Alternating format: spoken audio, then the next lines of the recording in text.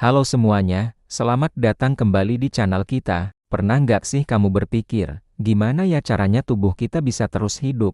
Jawabannya banyak, tapi salah satu yang paling vital adalah bernapas. Yep, hari ini kita akan menyelami dunia yang luar biasa di dalam tubuh kita, yaitu sistem pernapasan atau respirasi. Siap untuk berpetualang? Yuk, kita mulai. Setiap detik, setiap menit, tanpa kita sadari, tubuh kita melakukan pekerjaan luar biasa ini. Bernapas itu lebih dari sekadar menghirup dan mengembuskan udara, loh. Ini adalah proses ajaib yang membuat setiap sel di tubuh kita tetap hidup dan berenergi. Anggap saja sistem pernapasan ini seperti tim pahlawan super yang bekerja 24 jam non-stop.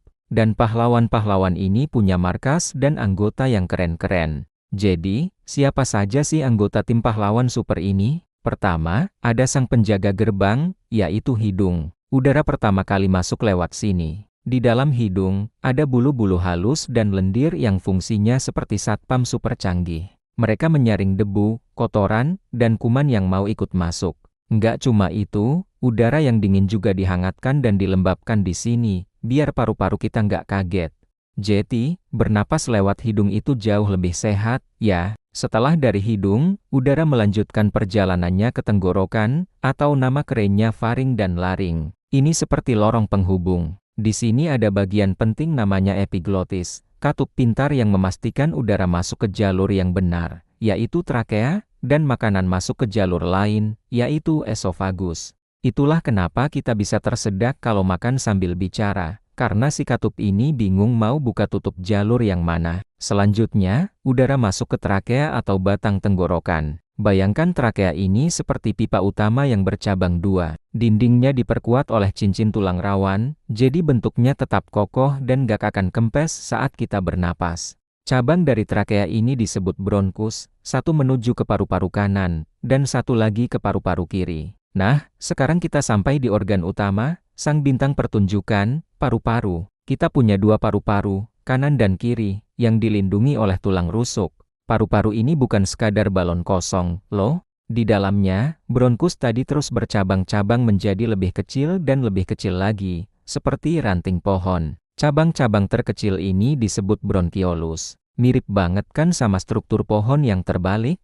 Di ujung setiap bronkiolus yang super kecil itu, ada bagian yang paling krusial, yaitu alveoli. Alveoli ini bentuknya seperti kumpulan anggur super mungil. Jumlahnya jutaan. Disinilah keajaiban sesungguhnya terjadi. Dinding alveoli ini tipis banget, dan dikelilingi oleh jaring-jaring pembuluh darah super kecil yang disebut kapiler. Disinilah tempat pertukaran gas berlangsung. Oke, sekarang kita bahas fungsi utama dari semua organ tadi. Simpelnya, fungsi sistem pernapasan adalah mengambil gas kehidupan, yaitu oksigen, dari udara yang kita hirup, dan membuang sampah berupa karbon dioksida. Oksigen ini bahan bakar utama bagi tubuh kita. Setiap sel, dari otak sampai ujung kaki, butuh oksigen untuk menghasilkan energi. Tanpa energi, sel akan mati, dan ya, kita tidak bisa hidup.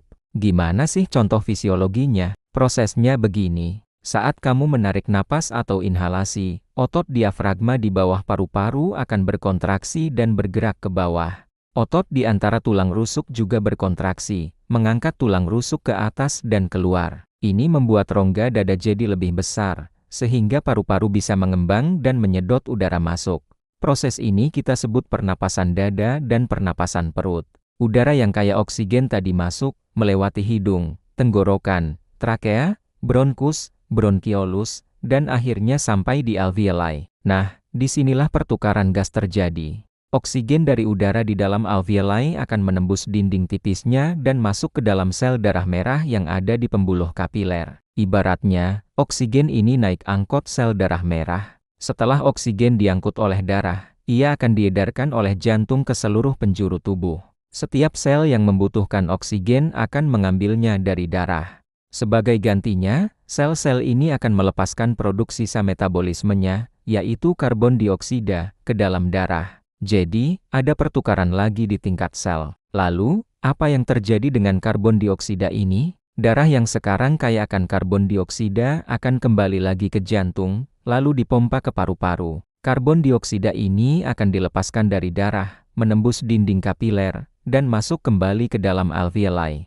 Selanjutnya, terjadilah proses mengembuskan napas atau ekhalasi. Otot diafragma dan otot antar tulang rusuk akan rileks. Ini membuat rongga dada menyempit, menekan paru-paru, dan mendorong udara yang penuh karbon dioksida keluar dari tubuh kita. Proses ini terus berulang, sekitar 12-20 kali per menit saat kita istirahat, tanpa perlu kita perintah. Luar biasa, kan? Jadi, setiap tarikan napas adalah sebuah proses kompleks yang memastikan seluruh tubuh kita mendapatkan energi untuk berpikir, bergerak, bahkan untuk tidur sekalipun. Sistem pernapasan kita bekerja sama dengan sistem peredaran darah untuk memastikan distribusi oksigen dan pembuangan karbon dioksida berjalan lancar. Penting banget buat kita menjaga kesehatan sistem pernapasan ini. Caranya gimana? Hindari asap rokok, polusi udara, rajin berolahraga untuk melatih kapasitas paru-paru, dan makan makanan yang sehat.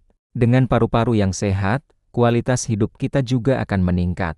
Kita jadi lebih berenergi dan gak gampang sakit. Nah, itu tadi perjalanan seru kita menelusuri sistem pernapasan. Dari hidung hingga ke alveoli, setiap bagian punya peran pentingnya masing-masing untuk menjaga kita tetap hidup.